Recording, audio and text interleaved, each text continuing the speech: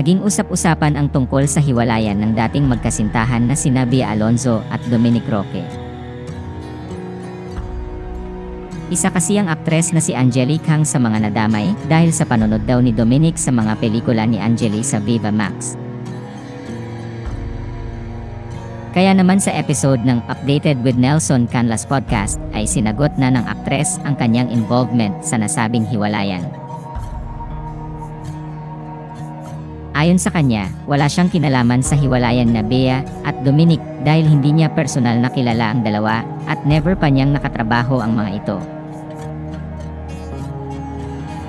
Dagdag pa niya, totoong naapektuhan siya ng mga tseka tungkol sa issue dahil talagang nagalit daw ang mga fans ni Bea sa kanya.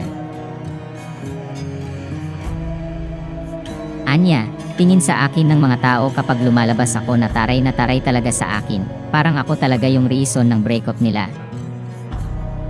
Gusto kong mag-explain sa kanila, wait hindi po kami magkakilala.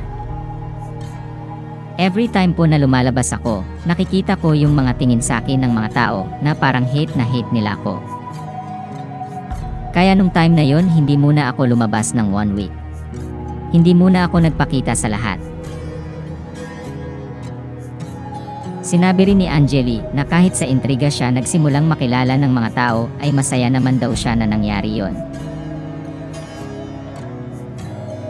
Ngayong nasa mainstream media na ang aktres at parte na ng showbiz industry, sinabi ni Angeli na ready na raw siya sa mga intriga at handa na raw siyang tanggapin ang mga ito.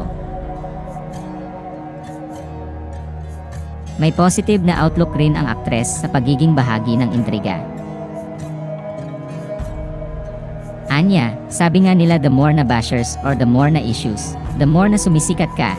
Kaya kahit lahat na ng issues ibigay nyo na sa akin okay lang. Si Angelique Kang ay isa sa mga cast members ng Kapuso primetime series na Black Rider.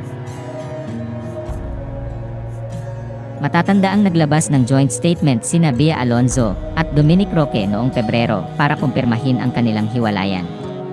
Sinabi rin nila sa kanilang joint statement na hindi na matutuloy ang kanilang kasal. Salamat sa panonood ng video na ito. Huwag kalimutang mag-subscribe sa aming YouTube channel, i-like ang video na ito, at i-turn on na rin ang notification bell.